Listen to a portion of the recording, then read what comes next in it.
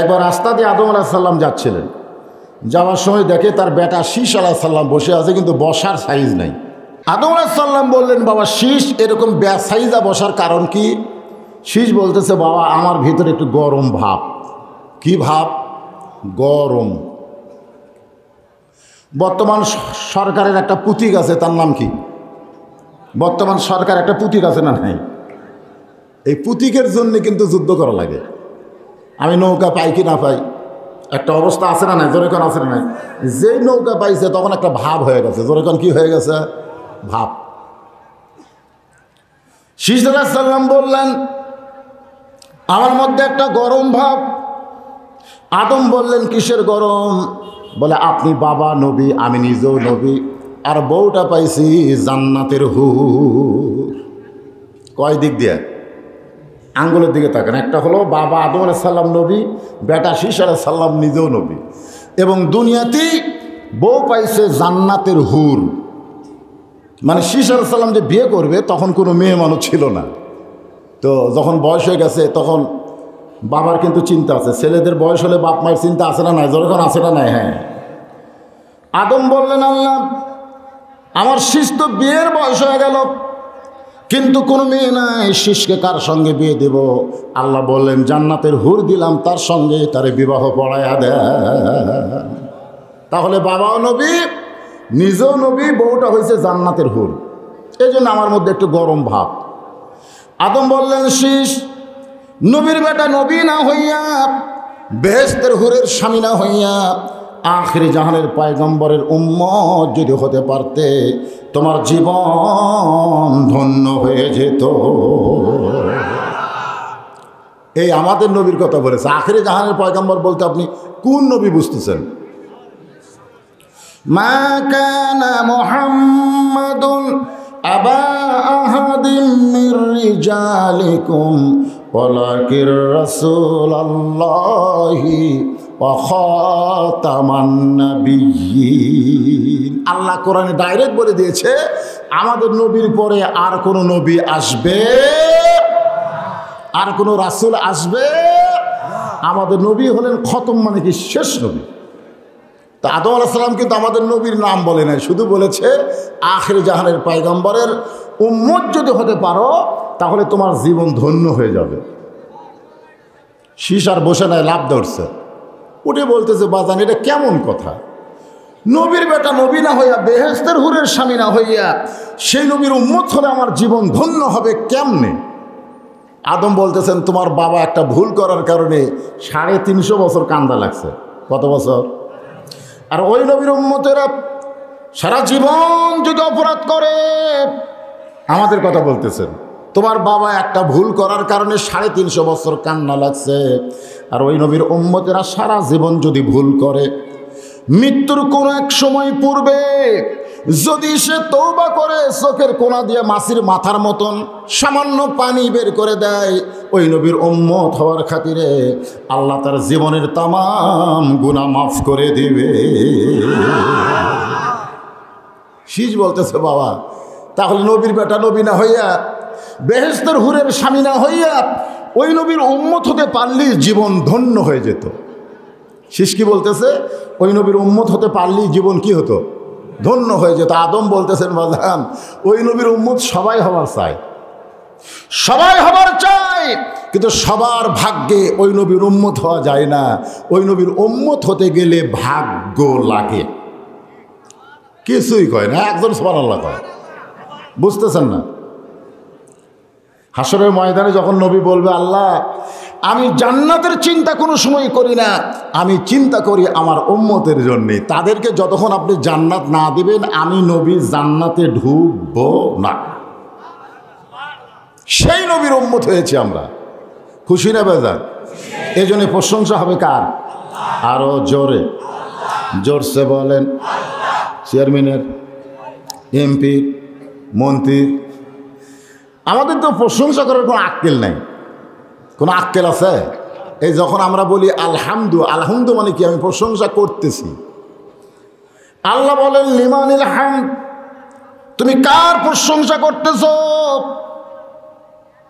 যখন বান্দা বলে লিল্লাহি, আল্লাহর প্রশংসা করতেছি।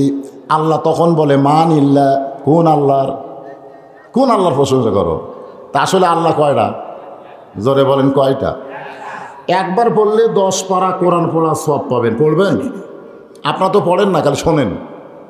অনেক সময় বক্তার তালে তালে পড়া দরকার। এই যে দরুদ ইব্রাহিম পড়লাম, আপনারা পড়লেন না, খালি তো আল্লাহুম্মা সাল্লি আলা সাইয়্যিদিনা মুহাম্মদ। এই দরুদ কিন্তু আমি বাংলাদেশের বহু জায়গায় ওয়াজ করতে গেছি, এক এক জায়গায় এক এক সুর। আমরা বগুড়াতে পড়ি আল্লাহুম্মা সাল্লি আলা মুহাম্মদ, আবার ৮৮ যারা তারা আল্লাহুম্মা, এরকম এক এক জায়গায় এক এক সুর। কিন্তু দরুদ ইব্রাহিম গোটা বাংলাদেশে একই সুর। জোরে কোন কথা ঠিক কিনা? এটার মধ্যে আর সুর কম বেশি হয় না। তো সেই দরুদ ইব্রাহিম যখন পড়লাম, আপনারা অনেকেই কিন্তু পড়েন নাই। একবার পড়লে 10 পারা কোরআন পড়ার সব পাওয়া যাবে, তবে শুনলে পাওয়া যাবে এর হাদিস নাই, পড়লে পাওয়া যাবে। তাহলে আমার সঙ্গে সকলে পড়েন বিসমিল্লাহির রহমানির রহিম। কুল হু আল্লাহু আহাদ আল্লাহুস সামাদ লাম ইয়ালিদ ওয়া লাম ইউলাদ ওয়া লাম ইয়াকুল লাহু কুফুয়ান আহাদ। ভাইজান, ও যে একজন আর এই যে একজন, এই দুইজন লোক এতগুলো মানুষের মধ্যে মুকুট মাস্ক দিয়ে আছেন। শোনেন, আপনারা ধাপের হাটের নাম শুনছেন? ধাপের হাটের নাম শুনছেন? তো এক দোকানদার তার মুখের আগে কি করতেছে, পানি ছিটাচ্ছে। কাপড়ের দোকানদার। তার এক দোকানদার বলতেছে, ভাই পানি ছিটাও কেন? বলে যদি মানে কাপড়ে আসে, এই জন্যে পানি ছিটাইয়া ধুলাবালিকে আমি কি করতেছি, দাবাইয়ে দিচ্ছি। তখন লোকটা বলতেছে, ঠিক আছে, তোমার দোকানের সামনে পানি ছিটাইয়া তুমি ধুলাবালি দাবাইয়ে দিলে, কিন্তু যদি ঝড় ওঠে তখন কি করবা? তাহলে তো সমস্যা। তো সবার মুখেই মাস্ক নাই, আপনারা খামাকা দুইজন দিয়ে থুয়ে কি একটা বেকায়দা। আসলে মাস্ক পরা লাগবে যখন রাস্তাঘাটে চলবেন, ধুলাবালি যেন আপনার নাকে মুখে না ঢোকে।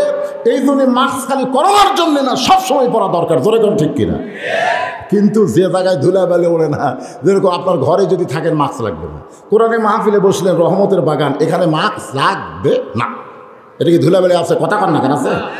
এই সুযোগে আমি বক্তারা আপনারা দেখেন, আপনারা শ্রোতা, আপনাদেরকে আমি দেখি, একটা দেখাদেখির মধ্যে মহব্বত আছে না নাই? হ্যাঁ। আল্লাহর প্রশংসা করার 3 নম্বর কারণ হলো, আপনারা যে কোরআন থেকে আলোচনা শুনতে আইছেন, এটা কোরআন শরীফ না? মাশাআল্লাহ। যে কোরআন থেকে আপনারা আলোচনা শুনবেন, এই কোরআন শরীফ একটাই মাত্র কিতাব যার মধ্যে এখন পর্যন্ত কেউ কোনো ভেজাল ঢুকাবার পারেনি। হাদিসের মধ্যে ভেজাল আছে। হাদিসের মধ্যে কি আছে? যেরকম একটা হাদিস আছে, আউয়ালু মা খালাকাল্লাহু নূরি, এই যে নবীর একটা হাদিস, ইবনে আব্বাস থেকে বর্ণিত, যে সর্বপ্রথম আল্লাহ তাআলা নবীর নূরকে সৃষ্টি করেছেন। লাউলা লিমা খালাকতুল আফলাক, আমাকে সৃষ্টি না করা হলে কোনো কিছু সৃষ্টি করা হতো না। বর্তমান এসে এই হাদিসগুলা পাওয়া যাচ্ছে, এগুলা নবীর হাদিস না। এই পাওয়া যাচ্ছে, অনেকে বলতেছে এগুলা জাল হাদিস। জোরে কোন কি হাদিস? কথা কয় না কেন? তাহলে বোঝা গেল হাদিসের মধ্যেও জাল আছে। কিন্তু আপনারা বলুন তো, কোরআনের মধ্যে একটা আয়াত বার করেন যে আয়াতটাকে জাল বলা যাবে। যেই কোরআন এখন পর্যন্ত একটা নোক্তায় একটা জবর কেউ পরিবর্তন করতে পারে নাই, কিয়ামত পর্যন্ত পারবে। আল্লাহ কোরআন কারিমের মধ্যে বলেছেন, ইন্না নাহনু নাযালনা যিকরা ওয়া ইন্না লাহু লাহাফিজুন। আল্লাহু আকবার। এই কোরআন হেফাজতের দায়িত্ব কার? স্বয়ং আল্লাহ তাআলা। এর মধ্যে কেউ কম বেশি করার টাইম আছে? তাহলে নির্ভেজাল একটা কিতাব যে আল্লাহ আমাদের হেদায়েতের জন্য দান করলেন, এতে আপনারা খুশি না বেজার? তাহলে জবান খুলে আর একবার বলেন আলহামদুলিল্লাহ। আমি মাহফিল কমিটিকে বলবো, এই গ্রামের নাম কিন্তু আদর্শ গ্রাম। ওনারা বলছে যে হুজুর এটা গুচ্ছগ্রাম। আমি বললাম না, বাদ দাও, গুচ্ছগ্রাম চলবে না, এখন নাম দেওয়া লাগবে কি আদর্শ গ্রাম। আদর্শ তো আদর্শ গ্রামে ওয়াজ করতে আইসা যদি রাস্তা এরকম হয়েছে হয়, তো তোমরা খামাখা মাহফিল দিলে কেন? আমি কমিটিকে বলবো রাস্তার গোলযোগ হইচই বন্ধ করেন। এখানে সে বিজ্ঞাপন দেখলাম যে চুরি ফিতার দোকান নাই, এটা খুব ভালো লাগলো। অনেক মাহফিলে দেখবেন চুরি ফিতার দোকান, মার্কেট বোঝা যায়। তো আজকে এখানে নাই, তো নাই তো, বিজ্ঞাপনে আছে চুরি ফিতার দোকান। আচ্ছা ঠিক আছে, দেন এই রাস্তার হইচইটা বন্ধ করে দেন। ভালো আলোচনা শুনতে গেলে ভালো পরিবেশের দরকার আছে না? না, একটা পরিবেশ লাগবে তো ভাই। যা এখন আসেন যে আয়াতে কারিমে আমি তেলাওয়াত করেছি, সে আয়াত নিয়ে আপনাদের সামনে আলোচনা হবে। আল্লাহ বললেন, ইয়া আইয়ুহাল্লাযীনা আমানুত্তাকুল্লাহা হাক্কা তুকাতিহি ওয়া লা তামুতুন্না ইল্লা ওয়া আনতুম মুসলিমুন। সবাই বলবেন আল্লাহু আকবার। আল্লাহ কত বড়, তার কোনো মাপ আছে নাকি? মাপ আছে? আল্লাহু আকবার দিয়ে সেটাই বলা হয়ে যায়। সুবহানাল্লাহ বলেন। আল্লাহু আকবার এই কারণেই বলবেন, কারণ সব জিকিরে কিন্তু শয়তান বেজার হয় না। আপনি যদি সারাদিন সুবহানাল্লাহ সুবহানাল্লাহ তাসবিহ পড়েন, আলহামদুলিল্লাহ আলহামদুলিল্লাহ জিকির করেন, শয়তান কিন্তু বেজার হবে না। কিন্তু যখনই বলবেন আল্লাহু আকবার, সঙ্গে সঙ্গে শয়তান শুধু বেজারই হয় না, আল্লাহ নবী বলেছেন শয়তানের গায়ে আগুন লেগে যায়, শয়তান বাতাস ছাড়তে ছাড়তে পালায়া যায়। সুবহানাল্লাহ বলেন। শয়তান কিন্তু সুবহানাল্লাহ বললে বেজার হয় না, আলহামদুলিল্লাহ বললে বেজার। কি বললে হয়? আল্লাহু আকবার। আজকে আমাদের বাংলাদেশে বহু মুসলমান আল্লাহু আকবার বলতে পারতেছে না, বহু মুসলমান।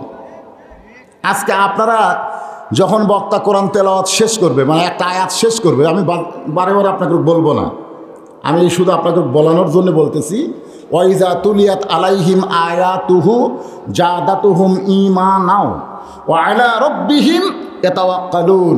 কোরআনের আয়াত যখন কেউ তেলাওয়াত করে অথবা শোনে, আল্লাহ তাআলা এই আয়াতের মারফতে তার ঈমানের জজবাকে বাড়ায়া দেয়। তো ঈমানের জজবা, ঈমানের তারাক্কি হলে মানুষ কি চুপ থাকে না জবান খোলে? আজকে আমাদের বাংলাদেশে খালি জবান না খোলার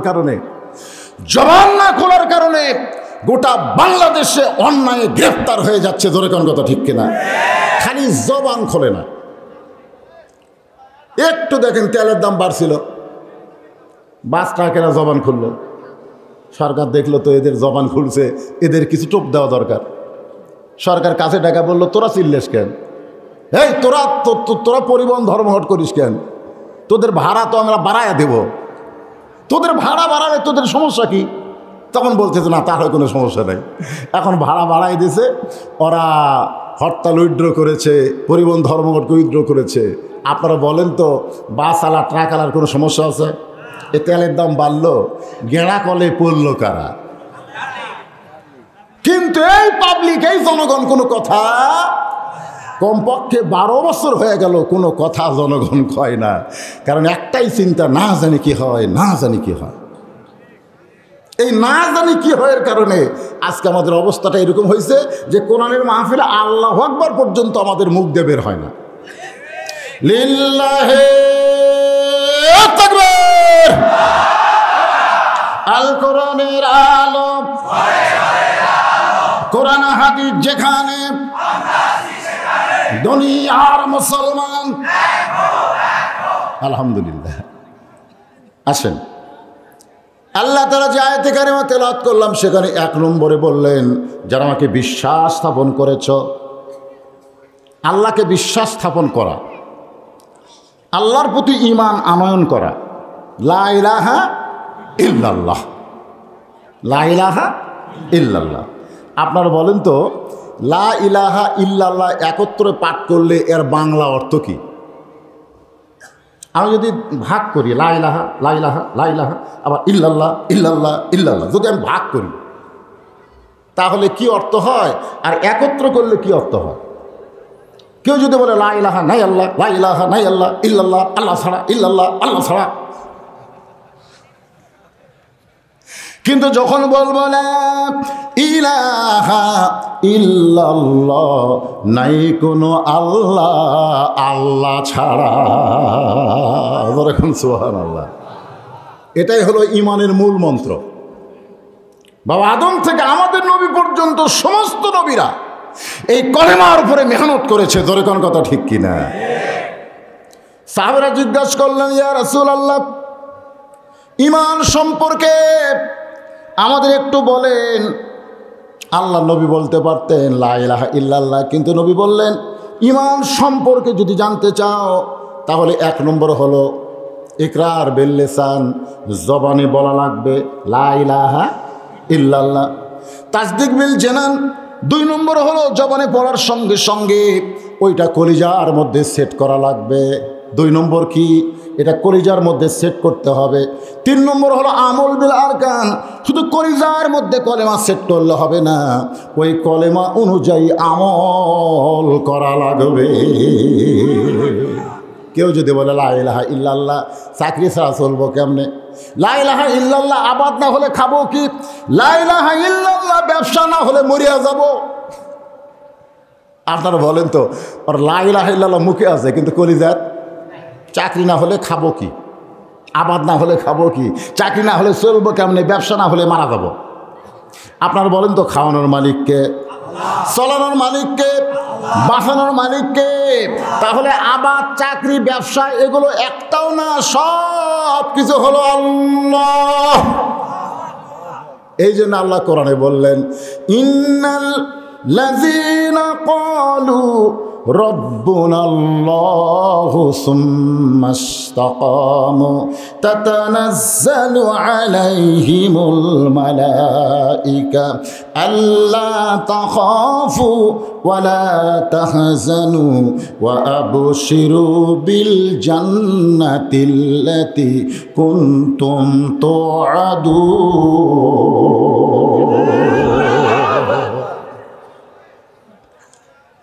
নিশ্চয় যারা বলবে আল্লাহ আমার রব, আল্লাহ আমার আল্লাহ, এই কথাই শুধু মুখে বলবে না, সুম্মাস্তাকাম, এর প্রতি যারা অটল হয়ে যাবে, ঈমান গ্রহণ করেছে। ইয়াসসার রাদিয়াল্লাহু ঈমান গ্রহণ করেছে। বাজান গো, ইয়াসসার কিন্তু কারো গোলাম ছিল না, কিন্তু একজন গরিব মানুষ ছিল। যেরকম কি মানুষ? সর্বপ্রথম যারা ঈমান গ্রহণ করেছে এদের মধ্যে অধিকাংশই হলো গরিব মানুষ। যেরকম কি মানুষ? ইয়াসসার রাদিয়াল্লাহু মক্কার কাফিরদের বাড়ি কাজকাম করত, কাজকাম করে যেই টাকা পাইতো সেই টাকা দিয়ে সংসার চালাতো। কিন্তু একদিন ইয়াসসার রাদিয়াল্লাহু কাফিরদের নেতাদের মুখে একজনের বিরুদ্ধে কথা শুনতে পায়। সাধারণ লোকেরা তার বিরুদ্ধে কথা বলে না, যারা নেতা শ্রেণী তারাই শুধু আমাদের নবীর বিরুদ্ধে কথা বলেছে। কারণ কি? কারণ হলো আমাদের নবী একটা বিপ্লবের নাম, আমাদের নবী হলো অন্ধকারকে দূর করে একটা আলোর নাম। ধরে কারণ সুবহানাল্লাহ, যেই নবীকে বলা হয়েছে সিরাজাম মুনীরা, এমন একটা প্রজ্বলিত আলোক বত্তিকা যেটা আসলে আর অন্ধকার থাকে না। ধরে কারণ সুবহানাল্লাহ। এই জন্য আইয়ামে জাহিলিয়াতের যুগে আমাদের নবীকে আল্লাহ তাআলা সিরাজাম মুনীরা বলে ঘোষণা করেছে। তো সাধারণ লোকেরা নবীর বিরুদ্ধে কথা কয় না, কথা বলে যারা নেতা। যেরকম কে? তো ইয়াসসার যার বাড়িতে কাম করতো তার নাম হলো আবু জেহেল। যেরকম তার নাম কি? আসলে আমরা বক্তারা অনেক সময় ভুল করি, ওনার নাম কিন্তু আবু জেহেল না, ওনার নাম হলো উমর ইবনুল হিসাম। ওনার নাম আবুল হাকামও না, আবু জেহেলও না, ওনার নাম কি? উমর ইবনুল হিসাম, মানে হিসামের বেটা উমর। নবী সবসময় 2টা উমরের হেদায়েতের জন্য দোয়া করত, একটা হলো উমর ইবনুল খাত্তাব আর একটা হলো উমর ইবনুল হিসাম। আল্লাহ রাসূল বলতো, আল্লাহ এই 2টা উমর যদি হেদায়েত পায় তাহলে কলেমার দাওয়াত দিতে আমার আর কোনো টেনশন নেই। একটা হলো মক্কার সবচাইতে বড় নেতা, আর একটা হলো মক্কার সবচাইতে বড় ক্যাডার। একটা কি? নেতা, নেতার নাম কি? উমর ইবনুল হিসাম। আর ক্যাডারের নাম কি? উমর ইবনুল খাত্তাব। আপনার ক্যাডার বোঝেন না? নেতার কথা মতো যারা কাজ করে তাদেরকে ক্যাডার বলে। এরকম ক্যাডার আছে না? নাই ক্যাডার? এখন অবশ্য ক্যাডারে নাই, এখন অধিকাংশই সামসে, ধরে কোন অধিকাংশ কি সামসে। হযরত ওমর কিন্তু আবু জেহেলের ক্যাডার ছিল, আবু জেহেলের ক্যাডার ছিল। আবু জেহেলের নাম হলো ওমর ইবনুল হিশাম। কিন্তু এত জ্ঞানী হওয়ার পরেও ইমানকে গ্রহণ করে নাই, বরং ইমানের বিরুদ্ধচারণ করেছে, যার কারণে তার নাম হয়ে গেছে কি আবু জেহেল, মূর্খের বাপ। তো ইয়াসসার রাদিয়াল্লাহ ওই আবু জেহেলের বাড়িতে কাম করতো, কিন্তু আবু জেহেল সবসময় নবীকে নিয়ে কী করতো, সমালোচনা করতো। ইয়াসসার চিন্তা করলো, যে মানুষটাকে আমি কোনোদিন দেখি নাই, এই নেতার বাড়িতে সবসময় সামসারা তার সমালোচনা করে, তাকে একবার দেখার দরকার আছে না? না, এত বিরুদ্ধচারণ করে কেন? এত বিরুদ্ধচারণ করার কারণ কি? এইটা উদ্ঘাটন করার জন্যে ইয়াসসার দেখতে গেছে নবীকে। সুবহানাল্লাহ বলেন। 400 গ্রহ তারা, তারি নূরের ইশারা, নলে যে অন্ধকারে ডুবিত এই ধরনী। সবাই বলেন নবী মোর পরশমণি, নবী মোর সোনার খনি, নবী নাম ভাবে যেজন সেই তো দোজা হানের ধ্বনি।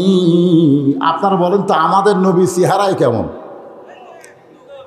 কি কবে যে একজন কত ভালো, একজন কত সুন্দর? আমরা তো দেখিনি, আমরা কি দেখছি? তাই দেখার চেষ্টাও করি না, দেখার চেষ্টাও আমরা করি না।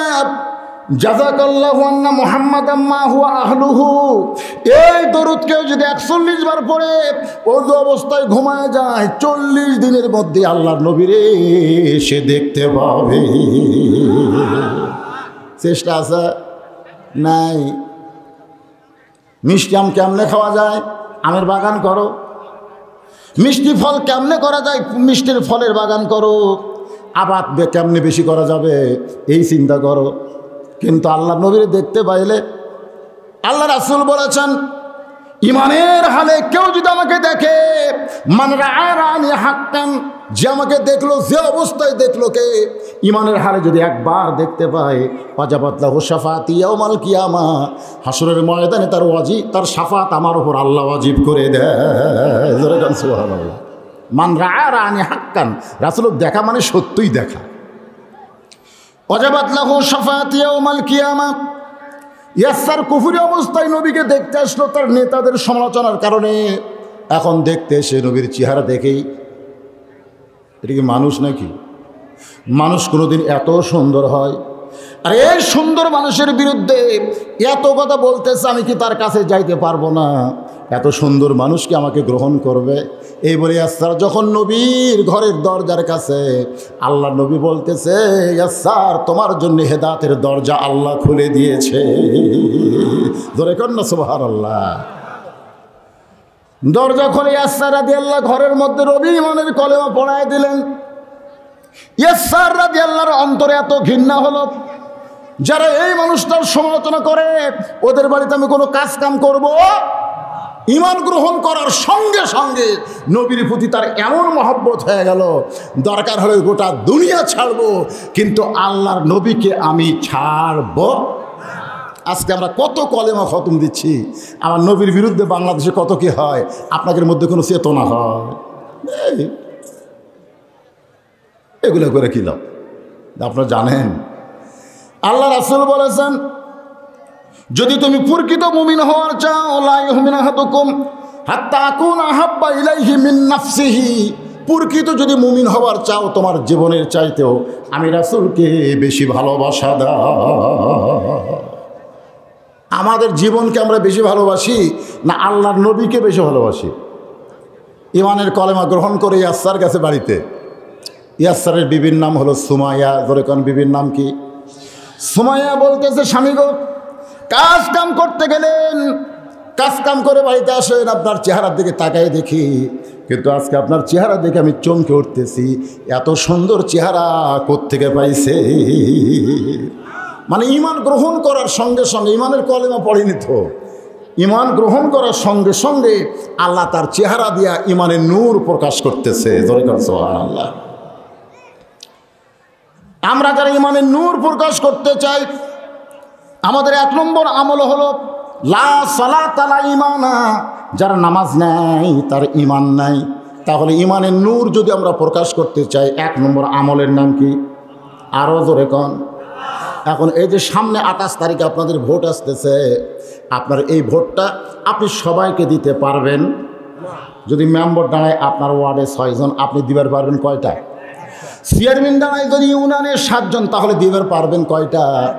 এখন আপনার বিবেকের আদালত আপনি প্রশ্ন করেন তো, এই 6টা চেয়ারম্যান আর এই 7টা মেম্বরের মধ্যে কোন মেম্বার, কোন চেয়ারম্যান 1 ওয়াক্ত নামাজ কাজা করে না? 1 ওয়াক্ত নামাজ কাজা করে না। এমন ব্যক্তি ছাড়া বেনামাজিকে যদি আপনারা ভোট দেন, তাহলে ওই ভোট দেওয়ার পরেও কিন্তু আপনাকে হিসাব দেওয়া লাগবে। ধরে কোন ঠিক কি না? আপনারা কি মনে করছেন আমার ভোট আমি দিব, যাকে খুশি তাকে দিব? এই কথা কোরআন বলে নাই, বলেছে আমার ভোট আমি দিব, দেখে শুনে বুঝিয়ে দিব। জোরে কোন কথা ঠিক কিনা? দেখে শুনে বুঝে তারপরে মারব। আর যদি আমি মারার আগে কেউ মারে, তা আমার কোনো দায়িত্ব নেই। জোরে কোন কথা ঠিক কিনা? যেরকম চাচা ভোট দেবে রাইছে, এক ভাষটা বলতে, চাচা আপনি কষ্ট করে ভোট দেবে রাইছেন কেন? আপনারা তো আমরাই দিছি। চাচা তখন চলে যাচ্ছে, তখন পিছন থেকে বলে, চাচা চাষির দান পাঠান না, চাষির দাও।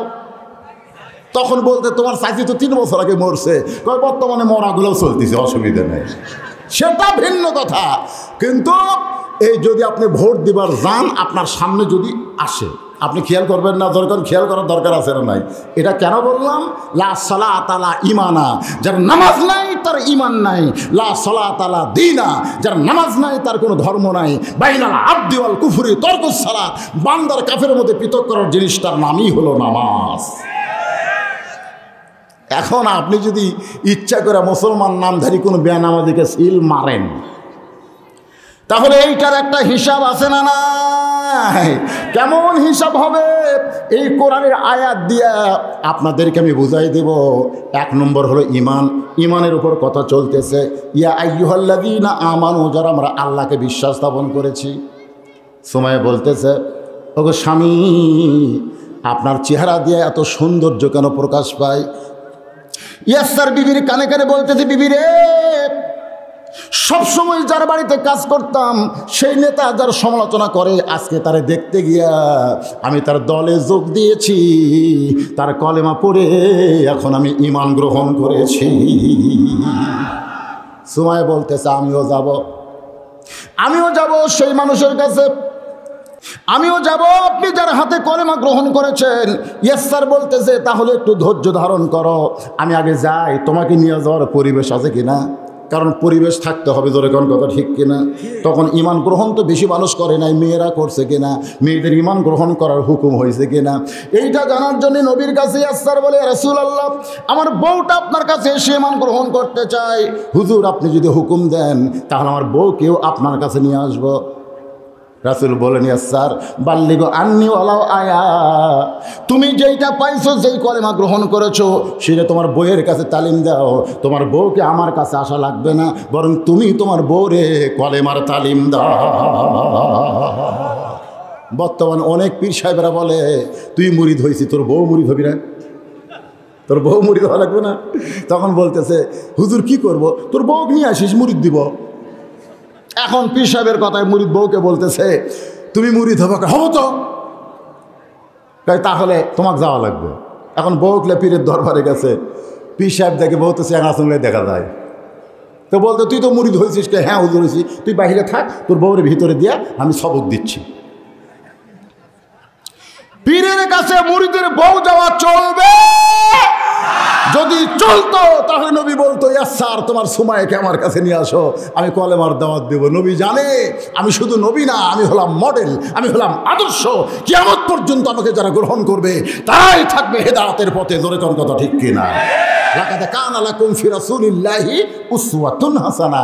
আমার নবী কোন মেয়েদেরকে কলেমার তালিম দেয় না, দিয়েছে একজনকে, তার নাম হলো খাদিজাতুল কুবরা। জোরে কোন কথা ঠিক কিনা? কারণ খাদিজা যখন নবীর বিবি ছিলেন, নিজের বিবিকে কলেমার দাওয়াত দেওয়া যাবে, কোনো সমস্যা নাই, কিন্তু অন্যর বউকে কলেমার দাওয়াত দেওয়ার আগে তার স্বামীকে কলেমার দাওয়াত দেওয়ার দরকার আছে না নাই? সময় ঈমান গ্রহণ করলো, ইমান গ্রহণ করার পরে দুইজনের ভিতরে আলাদা একটা বিপ্লব শুরু হলো। সেই বিপ্লবটা হলো ইয়াসার কাজ করতো কাফেরদের নেতাদের বাড়ি, আর নেতাদের বইয়ের কাম করতো সুমায়া। কিন্তু দুইজন ইমান গ্রহণ করার সঙ্গে সঙ্গে আল্লাহ রাসূল ছাড়া অন্য কারো মহব্বত তাদের করে যায় নাই। এটার নাম হলো তাসদিক বিল জেনান। আর 3 নম্বরে রাসূল বলেছেন আমল বিল আরকান, আমলের মাধ্যমে প্রকাশ করতে হবে। ইমান গ্রহণ করার পরে 1 নম্বর আমল কি? কথা কয় না, কি বলছে? আমল বিল আরকান, মানে আমলের, তুমি যে ইমানদার, তুমি যে মুসলমান, এটা তোমার আমলের মাধ্যমে প্রকাশ করতে হবে। 1 নম্বর আমলের নাম সবাই জবান খুলে বলেন, নাম কি? যারা বলবেন না তারা মনে হয় এশার নামাজ পড়েননি। না, আপনারা কারা কারা মাগরিবে এশার নামাজ পড়েননি হাত তোলেন, এ কথা আমি বলবো না। আপনারা কারা কারা মাগরিব এশার নামাজ পড়েননি হাত তুলে দেখান, এ কথা আমি বলবো না। কারণ অনেক আল্লাহর বান্দা এখানে বসে আছে যারা এখনো মাগরিব এশার নামাজ পড়েনি, ঠিক কিনা কম? আছে না নাই? আছে।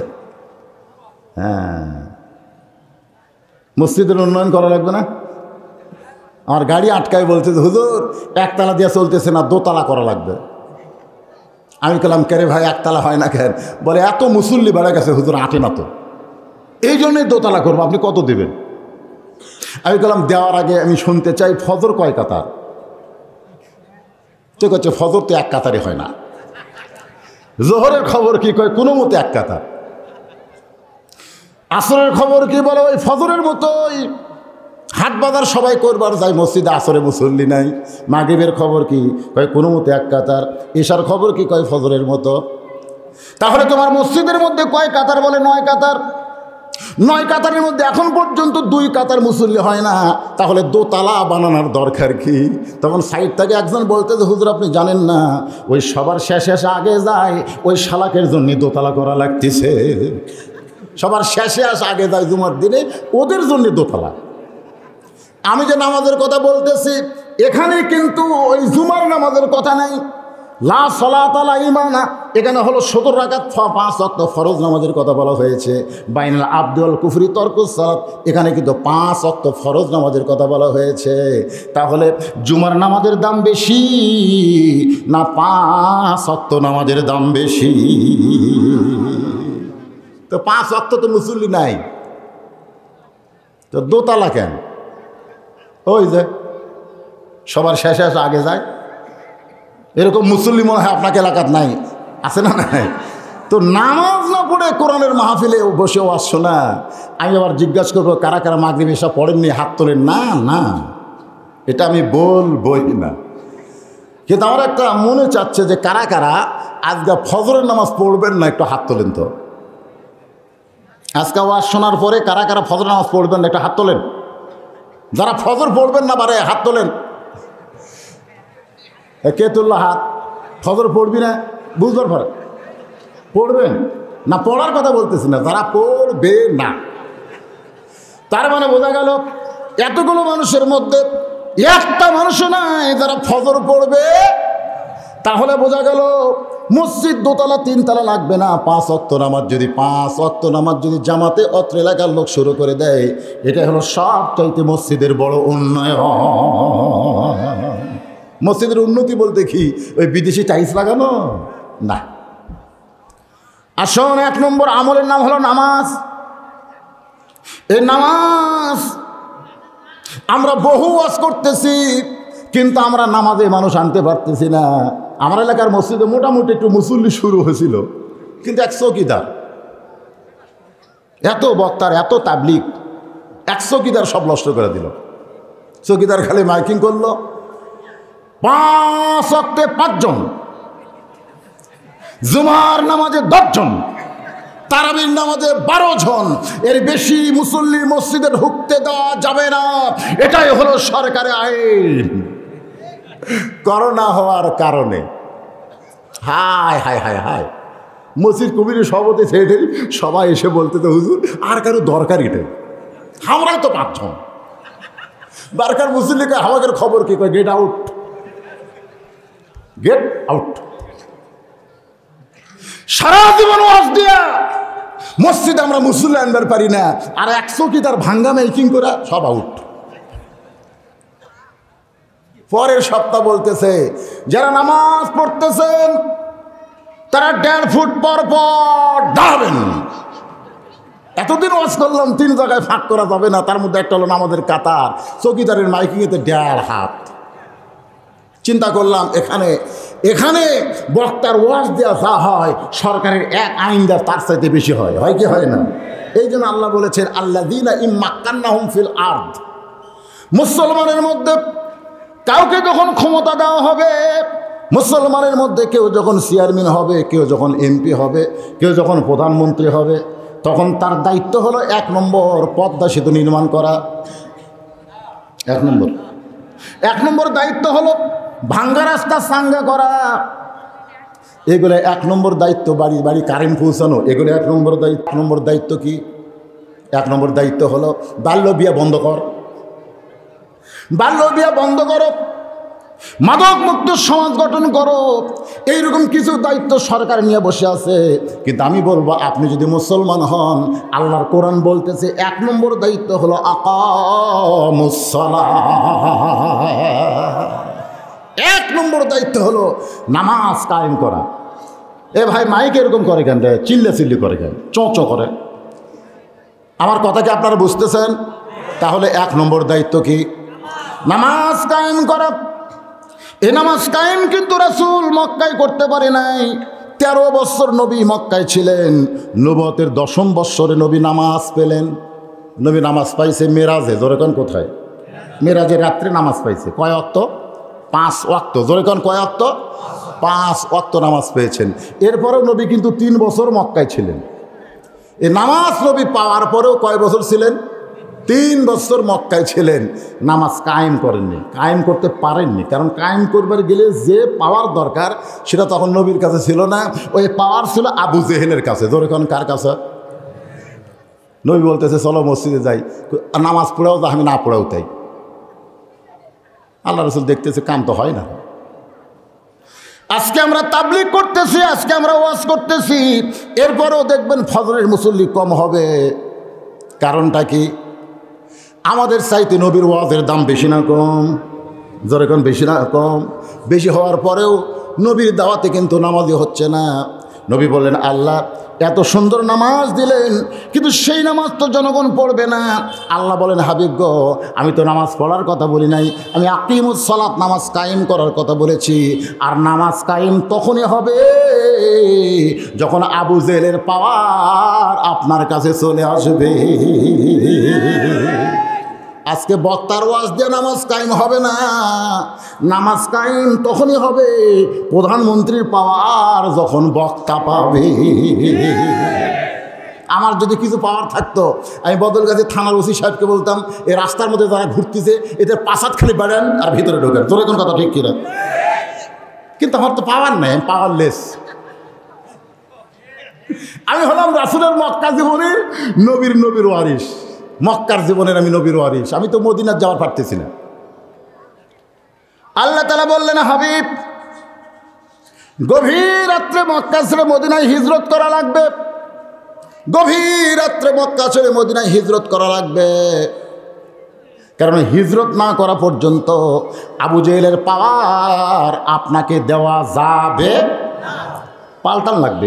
এই পরিবেশ থেকে আরেকটা পরিবেশে আপনাকে যেতে হবে। খুব খেয়াল করেন। আল্লাহ রাসূল হযরত আলীকে ডাক দেয়, বলে আলী আমার বিছনায় তোমাকে থাকতে হবে, আমার বিছনায় তোমাকে থাকতে হবে। আমি যে চাদর গাইতে থাকি ওই চাদর তোমাকে গায়ে দেওয়া লাগবে, ওড়ে তা মানে। আলী বলতেছে ইয়া রাসূলুল্লাহ আপনার বিছনায় যদি আমি ঘুমাই তাহলে আপনি ঘুমাবেন কোন জায়গায়? আল্লাহ নবী চোখের পানি বের করবেন, আলী রে আর ঘুমানোর সময় না। আজকে গভীর রাত্রে আল্লাহ আমাকে মক্কা ছেড়ে মদিনায় হিজরত করার হুকুম দিয়েছে। আলী বলতে যে হুজুর আপনি জানেন, আপনি কি জানেন বাহিরের খবর? আল্লাহ রাসূল বলে আলী বাহিরের খবর কি? বলে বাহিরের খবর হলো মক্কার কাফেরেরা আপনার গোটা বাড়ি ঘেরাও করেছে, অস্ত্র শস্ত্র নিয়ে তারা আপনার বাড়ির চারিদিকে দাঁড়ায় গেছে। এই মুহূর্তে আপনি যদি ঘর ছেড়ে বাইরে যান ওরা আপনাকে হত্যা করবে। রাসূল বলে আলী রে হিজরত আমি করতেছি না, আমার আল্লাহ হুকুম করেছে। নবীর বিছনায় গিয়ে হযরত আলী শুয়ে পড়ছে। ওরে তো মানে চাদর দিয়া সুবহানাল্লাহ কোন নবী আলীকে বলতেছে, আলী আমি যদি হিজরত করে যাই আর আমার বিছনায় যদি তুই যেভাবে শুয়ে আছিস ওরা তো আলী মনে করবে না, আমাকে মনে করে যদি তীর মারে, আমাকে মনে করে যদি তরবারি উপর থেকে মারে, বললে বল তুই কি করবি? আলী বলতেছে, রাসূলুল্লাহ আপনার বিছনায় যখন ঘুমাইছি তখন মৃত্যুকে সঙ্গে করে ঘুমাইছি, আমার জীবন বড় ধন্য হবে নবীর জন্য যদি আমার মৃত্যু হয়। আর কোনো টেনশন আছে?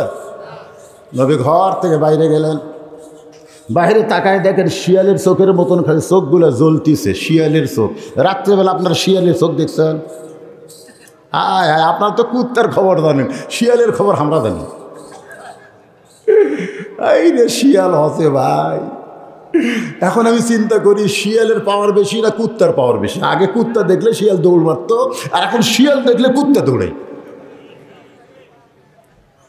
আপনারা বলেন তো শিয়াল এত পাওয়ার পালো কেমনে? কথা কয় না, বোঝে না। বাংলাদেশে কিছু কিছু লোক এই শিয়ালের মতন পাওয়ার আছে না নাই? দিনের বেলা পাওয়ার না থাকলেও রাত্রেবেলা তারা পাহাড় দেখা পাওয়ার দেখায়। আমার গাড়ির আলো যখন শিয়ালের চোখে পড়ে তখন আমি দেখছি লীল আলো, চোখ জ্বলতেছে।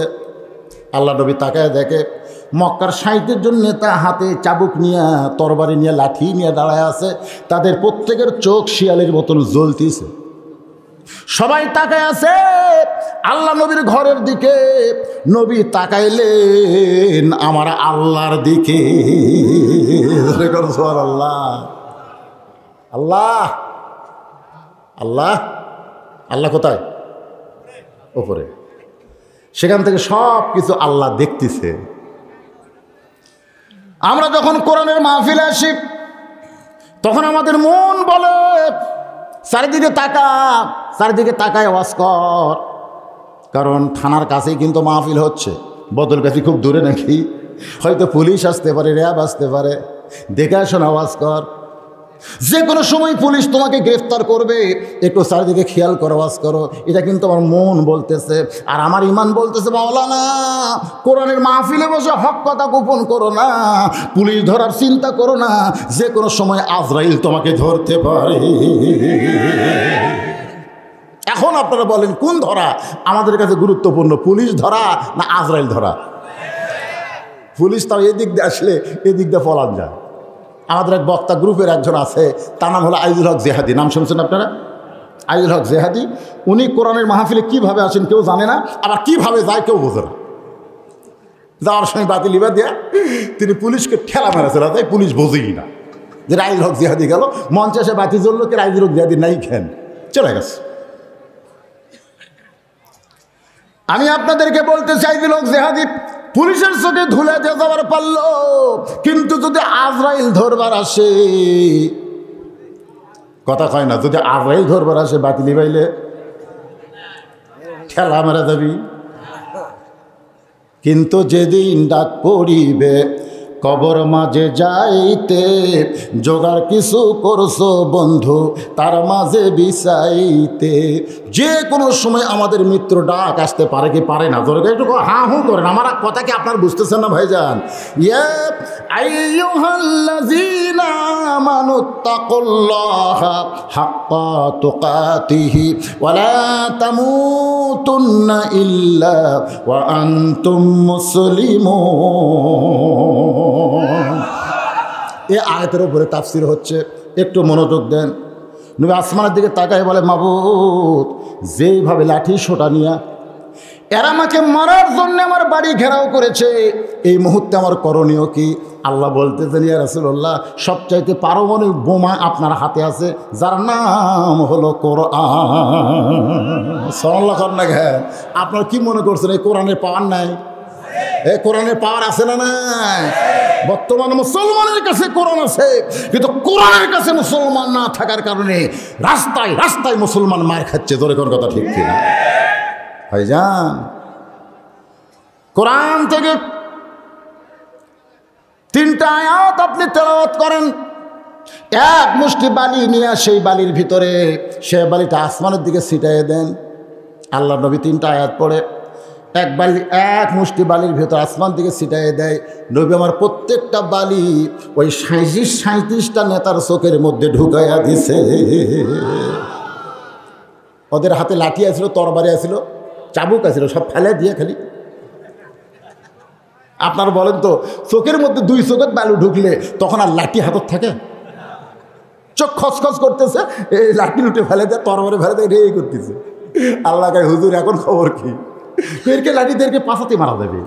এরা যেভাবে লাঠি ফেলে দেয়, কামে ব্যস্ত আছে, এরকে লাঠি দিয়ে এরকে পাশাত বেড়েন যাবি, এরা বুঝতে পারবি না দরকার কথা। ঠিক আছে, আল্লাহ বলেন আজকে বেড়ান লাগবি না, জাকা মতো মায়ের হবি, মায়ের হবি জাকা মতো। আজকে খালি আপনি যান।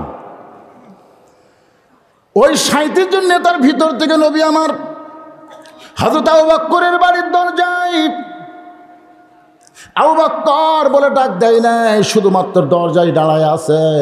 এমন সময় আবু বকর দরজা খুলে দিয়েছে। রাসূল বলে, আবু বকর, আমি তোমার বাড়ির দরজায় তুমি কেমনে জানো?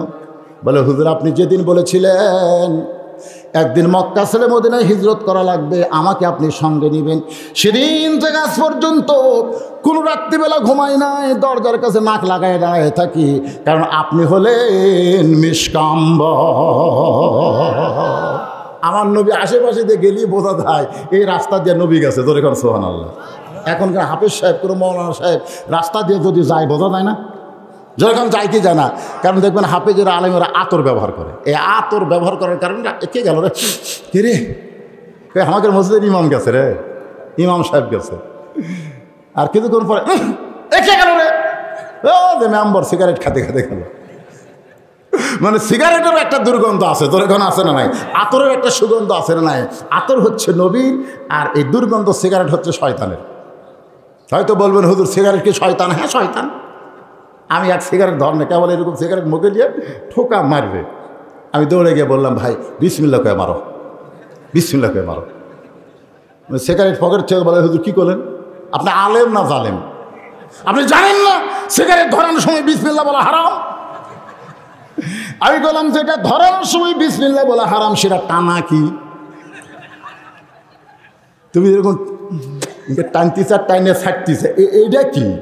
যারা আগেই বিসমিল্লাহ হারাম সেটা টানা কি? এটা তো ডবল হারাম। তাহলে যারা খায় এরাও জানে এইটা চলবে। আল্লাহর বান্দার একটু মনোযোগ দিবেন। আল্লাহ নবীর জন্য দরজা খুলে দিয়েছে। নবী বলে, আবু বকর তাহলে চলো যাই, বলার সঙ্গে সঙ্গে নবীর সঙ্গে রওনা দেয়। আল্লাহ রাসূল বলে, আবু বকর তোমাকে চলো যাই বললাম, তুমি কি একটা আবার বিবির কাছে যাবা না? একটা বার কি সন্তান সন্ততির কাছে যাবে না? আবু বকর বলে, ইয়া রাসূলুল্লাহ, যেদিন থেকে ঈমানের কলমা গ্রহণ করেছি সেদিন থেকে তাসদিক বিল জানান ঈমানকে আমার কলিজার মধ্যে এমনভাবে সেট করেছি, আল্লাহ রাসূল ছাড়া আমার আর কিছুর দরকার না। আল্লাহ রাসূল ছাড়া আমার আর কোনো। রাসূল বললেন, চলো যাই। মক্কা থেকে মদিনা হলো উত্তর দিকে, কিন্তু আল্লাহ নবী রওনা দিলেন পূর্ব দিকে। মক্কা থেকে মদিনা কোন দিকে? এ কথা কয় না, মক্কা থেকে মদিনা হলো উত্তর দিকে, কিন্তু নবী রওনা দিলেন পূর্ব দিকে। আবু বকর বলে, রাসূলুল্লাহ, হুজুর আপনি কি মদিনার কথা ভুলে গেছেন? মদিনা হলো উত্তর দিকে, আপনি পূর্ব দিকে কেন রওনা দিলেন? আল্লাহ রাসূল বলে, আবু বকর ওই যে একটা পাহাড় দেখতেছো? বলে, হ্যাঁ। ওই পাহাড়ের উপরে আমাদেরকে চড়তে হবে, ওই পাহাড়ের গুহার মধ্যে আমাদের লুকান লাগবে। আবু বকর বলে, হুজুর কার ভয়ে ওই পাহাড়ের গুহার মধ্যে আপনি লুকাবেন? আল্লাহ রাসূল বলে, আবু বকর কারো ভয় না, বরং পাহাড়ের মধ্যে আত্মগোপন করা হলো আল্লাহর হুকুম। সুবহানাল্লাহ না কেন? তাহলে মাঝে মধ্যে লুকানো কার হুকুম? তোরা গান কারো হুকুম। জয়পুরহাট থেকে একজন আমাকে মোবাইল করে বলে, হুজুর আপনি কেমন আছেন? এখন আলেম ওলামার খোঁজ নেওয়া দরকার। হুজুর কেমন আছেন? আমি বললাম, আলহামদুলিল্লাহ। মুয়াজ্জিন সাহেব তোমার খবর কি? কয় নাউজুবিল্লাহ। আমি বললাম, নাউজুবিল্লাহ কেন? বলে, হুজুর আজান হচ্ছে, আকামত হচ্ছে, কিন্তু ইমাম নাই। আমি বলি, ইমাম নাই কেন? বলে, ইমামকে পুলিশ খুঁজতেছে। ইমামকে পুলিশ খোঁজে কেন? ইমাম কি অপরাধ করছে? মুয়াজ্জিনকে অপরাধ বুঝি না? আমাদের গ্রামের সবচেয়ে ভালো মানুষ আমাদের ইমাম সাহেব, এরপরও পুলিশ তাকে খোঁজে, আমরা জানি না। আমি বললাম, মুয়াজ্জিন না জানি বললে হবে না, তো তদন্ত করে দেখো ইমামের দোষ কি। 2-4 দিন পর আমাকে মোবাইল করে বলে, হুজুর ইমামের মারাত্মক দোষ আছে। আমি কইলাম কি দোষ? বলে ইমাম বিশ্বাস করে শুধু মসজিদ আল্লাহর ঘর তা না, গোটা বাংলাদেশ আল্লাহর। খালি মসজিদ ভালো করলে হবে না, মসজিদ কেন্দ্রিক গোটা বাংলাদেশকে ভালো করা লাগবে। ধরে কোন কথা ঠিক কিনা? এখন মসজিদের মতো বাংলাদেশ করতে গেলে মসজিদের দল করে ইমাম সাহেব। এই খবর কে যেন থানায় দিছে, আর তখন থেকে পুলিশ তাকে খুঁজতেছে। আমি গেলাম মুয়াজ্জিন, ইমাম সাহেব লুকে নাই, ইমাম সাহেব গারে সুরের সুন্নত আদায় করতেছে। আপনারা কোনোদিন গারে সুরের সুন্নত আদায় করছেন? কথা কয় না। আমি তো এমন দল করি হুজুর, আমার কোনোদিন পুলিশ খোঁজে না, আমার তো পুলিশ কোনোদিন খোঁজে না। তার মানে বোঝা যাচ্ছে আপনি নবীর দলে নাই, আপনি তলে তলে শয়তানের দলে যোগ দিয়েছেন। বাঁচার জন্য আপনি বাতিলের সঙ্গে আপোষ করেছেন। ঠিক কিনা বলেন? আমার জীবন বাঁচাতে হবে, ইমানের যা হয়ে যায়। শুধু জীবন বাঁচানোর জন্য যারা ব্যস্ত আছেন, আপনি যতই চেষ্টা করেন আপনি আপনার জীবন বাঁচাতে পারবেন না। আমাকে আপনাকে মরতেই হবে। ধরে কোন কথা ঠিক কিনা? তবে আল্লাহ বলেছেন লা তামুতুন্না, মৃত্যুবরণ করো না ইল্লা ওয়া আনতুম মুসলিমুন, যতক্ষণ তোমরা মুসলমান না হবে। এই মুসলমান হয়ে মরতে গেলে আমাদের করণীয় কি একটু শোনার দরকার আছে না নাই? গাড়ির সুরের মধ্যে আত্মগোপন করে চাল্লা নবী আবু বকর। সকাল হয়ে গেল, আবু সুফিয়ান বলতেছে যে পাহারা দিছি, যেই পাহারা দিছি পলাবার পারি নাই। সুবহানাল্লাহ কবেন না? আসলে কি পলাছে না আল্লাহর হুকুম? নবী কি পলাইছে না আল্লাহর হুকুম? তো যে পাহারা দিছি পালাবার পারি নাই। আবু জাহেল বলতেছে তাহলে কি করা যায়? ওতবা সাইবা বলতেছে না, সারা রাত ধরে তাকে পাহারা দিলাম, বের হয়নি, আমাদের করণীয় কি? আবু জাহেল বলতেছে ও যখন বাড়ায়নি তাহলে আমরাই যাই। 60 জন নেতা নিয়ে আল্লাহর নবী যেই ঘরে ঘুমাই, এই ঘরের দরজা ধাক্কা দিয়ে দেখে ওরে, তার মানে চাদর দিয়ে ঘুম পাড়তেছে। চাদরের ভিতরে ঘুমের সাউন্ড পাওয়া যায়। আবু জাহেল কয় কি সর্বনাশ, কি সর্বনাশ, জাক মারার জন্য আমরা খাড়া আছি সারা রাত, এর কোনো টেনশনই নাই, যে হারে ঘুমাই এর কোনো টেনশনই নাই, যাকে মারার জন্য সারা রাত আমরা দাঁড়িয়ে আছি। আর এই মানুষটা চাদর মুড়ি দিয়ে যে হারে ঘুমাই, এর কি কোনো টেনশন নাই? আবু জেহেলের একজন ক্যাডার ছিল, ক্যাডারের নাম হলো মুগিরা। জোরে বলেন ক্যাডারের নাম কি? মুগিরার হাতে একটা অস্ত্র ছিল, সে অস্ত্র দিয়ে চাদর উপরই মারার জন্য চেষ্টা করতেছে। আল্লাহ নবী মনে করে চাদর উপর দিয়ে যখন আঘাত করবে, আবু জেহেল বলতেছে রে মুগিরা, ঘুমন্ত মানুষকে মারা জায়েজ নেই। সুবহানাল্লাহ কর না কেন? আবু জেহেলের মুখ দিয়ে কিন্তু ভালো ফতোয়া বের হয়েছে যে ঘুমন্ত মানুষকে মারা। ওলীদ বিন মুগিরা বলে নেতা, সব সময় আপনার কথা মানতে পারবো না। অনেক ক্যাডার আছে দেখবেন নেতার চাইতেও বেশি বেশি কয়, যেমন বর্তমান প্রধানমন্ত্রী, তারপরে ওবায়দুল কাদেরের চাইতেও একটা ছোট্কা নেতা। জোরে কোন কি নেতা? ছোট্কা নেতা, যারা কেউ চিনত না, কিন্তু কিছু বেশি বেশি কথা বলার জন্যে টাকলা মুরাদকে সবাই চেনে। জোরে কোন কথা ঠিক না? রে তোর সাদত মাল নাই রে পাগলা, দাড়ি নাই, মোজ নাই, চুল নাই।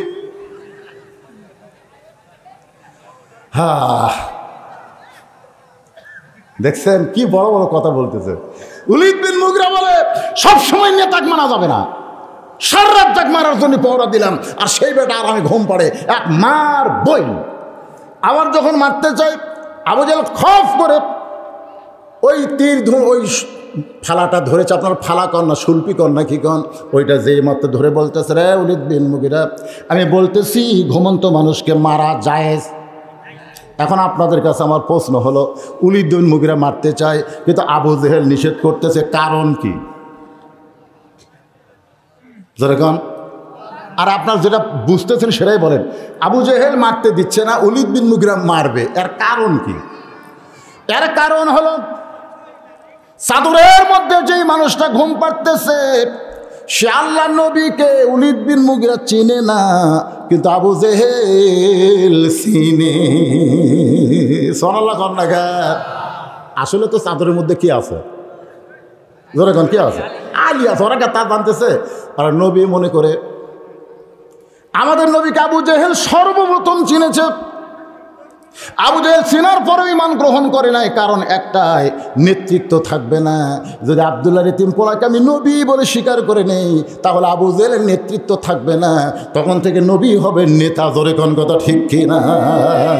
শুধু নেতৃত্ব যাবে এই চিন্তায় আবু জেহেল ঈমান গ্রহণ করেনি। আমার কথা কি বুঝতে পারলেন? আজও বাংলাদেশে শুধু নেতৃত্ব ঠিকানোর জন্য কিছু মানুষ আছে যারা আলেম ওলামাদের পাইকারি হারে সমালোচনা করতেছে। জোরে কোন কথা ঠিক কিনা? আল ওলামাও ওয়ারাসাতুল আম্বিয়া, আলেমরা হচ্ছে নবীদের ওয়ারিস। তোমরা সব জায়গায় না মানলেও মসজিদের মধ্যে গিয়ে কিন্তু মানা লাগবে। জোরে কোন কথা ঠিক কিনা? আমার এলাকার কি ইমাম সাহেব বলতেছে, হুজুর আমার ভাগ্য এত ভালো, আজকে জুমার দিনে এমপি সাহেব আমার পিছনে নামাজ পড়লো। হুজুর যেরকম কি আগে না পিছনে? এ কথা কয় না, আগে না পিছনে? হুজুর চিন্তা করলাম যে হারে টাকা মেরা খাসে আর গম মেরা খাসে, চাউল মেরা খাসে, এক আজকে আমি রুকুর মধ্যে সাইজ করবো। কারণ এমপি সাহেবের উরা তো মোটা, পেটও মোটা, আর এই পেট মোটা উরাত মোটা লোকের রুকুত বেশিক্ষণ রাখলে ওরা বোঝে কয় টাকা শের চাউল। জোরে কোন কথা ঠিক? ওই যত বড় এমপি হোক, আমি মাথা না তোলা পর্যন্ত তুলে পারবে? এ কথা কর না কেন? বাইরে তো আলেমদের বহু সমালোচনা করো, মসজিদে ঢুকে দেখো তোমার নেতৃত্ব চলবে না, চলবে একজন হাফেজের, একজন আলেমের। জোরে কোন কথা ঠিক কিনা? তো রুকুত যায় বুঝলেন, পেট মোটা উরিয়াত মোটা, ভাইরে রুকুত যায় যখন হাইলে থাকা লাগি। হুজুর মনে মনে কয় যতই মাথা কসলা উঠতে পারবো না, যতক্ষণ মাথা না তলম। জোরে কোন কথা ঠিক? তাহলে সব জায়গায় হুজুরের দাম না থাকলেও মসজিদের মধ্যে আলেমের দাম আছে না নাই? জোরে কোন আছে না নাই? এখনো গোটা বাংলাদেশের মসজিদগুলো কার দখলে? জোরে বলেন, কার দখলে? আলেমদের দখলে। আলেম এই মসজিদ মোতাবেক গোটা বাংলাদেশ গঠন করার জন্যে আল্লাহর দল করে। আল্লাহর বান্দারা একটু মনোযোগ দেবেন। আমি এখন আপনাদের একটা মারাত্মক প্রশ্ন করব। নবীর যত শত্রু ছিল সবচাইতে খারাপ শত্রুর নাম কি? আর সবচাইতে বড় শত্রুর নাম কি? সবচাইতে বড় শত্রুর নাম হলো আবু জেহেল, আর সবচাইতে খারাপ শত্রুর নাম হলো ওলীদ বিন মুগীরা। সবচাইতে বড় দুশমনের নাম হলো আবু জেহেল, আর সবচাইতে খারাপটার নাম কি? আবু জেহেল কিন্তু বড় শত্রু ছিল, কিন্তু বেশি খারাপ ছিল না। আবু জেহেলের জীবনে পড়ে দেখবেন খুব বেশি কিন্তু খারাপ ছিল না। ও খালি চাচ্ছিল যে আব্দুল্লাহর পোলা নবী হয়ে থাক আর আমি নেতা হয়ে থাকি। অসুবিধা কোন জায়গায়? একসময় কিন্তু প্রস্তাব দিয়েছিল, তুমি ঘরের মধ্যে কোরআন শরীফ পড়ো, তুমি যা ইচ্ছা তাই করো, কিন্তু এই কোরআন শরীফ দিয়ে বেড়া আসো না বাবা। নবী বলতেছে, চাচা আপনি যেই কোরআন আমাকে ঘরের মধ্যে নিয়ে থাকতে বলেন, এ কোরআন তো ঘরের জন্য না, কোরআন হলো আল কোরআনের আলো, সব জায়গায় জালো। জোরে কোন কথা ঠিক কিনা? আমি যেই বলবো আল কোরআনের আলো, আপনারা কি বলবেন? আবার কয় ঘরে। এই ঘরের কথা হচ্ছে আবু জেহেলের। আবু জেহেল কয় ঘরের মধ্যে থাকো, মসজিদের মধ্যে থাকো, মাদ্রাসার মধ্যে থাকো, তোমাদের বিরুদ্ধে আমরা নাই। এই তিনটা জায়গার মধ্যে নিয়ে যদি তোমার কোরআন নিয়ে বসে থাকো, আমরা জীবনেও তোমাদের বিরুদ্ধে কথা বলবো না। কিন্তু কোরআন নিয়ে যখন মাঠে ময়দানে আসবা, তখন আমাদের ভুয়া নেতৃত্ব চলবে না, তখনই তো তোমাদের বিরুদ্ধে লাগা লাগবে। জোরে কোন কথা ঠিক কিনা? এই প্রস্তাব আবু জেহেলের প্রথম, যে ঘরের মধ্যে থাক বাবা, তুই কি চাস? মক্কার শ্রেষ্ঠ সুন্দরী বউ নিবি? মক্কার সবচাইতে ধনী হবি? তুই কি চাস? রাসূল বললেন, সেটা দিবার পারবেন সেটা দূরের কথা, যেটা পারবেন না, ডান হাতে চন্দ্র বাম হাতে সূর্য যদি এনে দেন, তারপরও আল্লাহর কোরআনের আলো ঘরের মধ্যে থাকবে না, সব জায়গায় জ্বলান লাগবে। জোরে কোন কথা ঠিক কি না? এই জন্য যে বলবো আল কোরআনের আলো, আপনারা কি বলবেন? গলা খাকারি দেন। আল কোরআনের আলো। আমার এলাকার দুই মেয়ে মানুষ ঝগড়া লাগলে এক চাইতে জোরে শোনা যায়। কিরে বদল গাছের লোকের এত পাওয়ার কমে গেল কেন?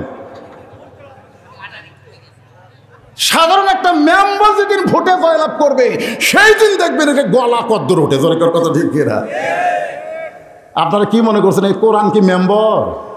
আহা, বিশ্বজনীন সার্বজনীন একটা কিতাবের নাম ওয়ানুনাজ্জিলু মিনাল কোরআনি মা হুয়া শিফাউ ওয়া রাহমাতুল লিল মুমিনিন। আল কোরআনের আলো, কোরআন হাদিস যেখানে দুনিয়ার মুসলমান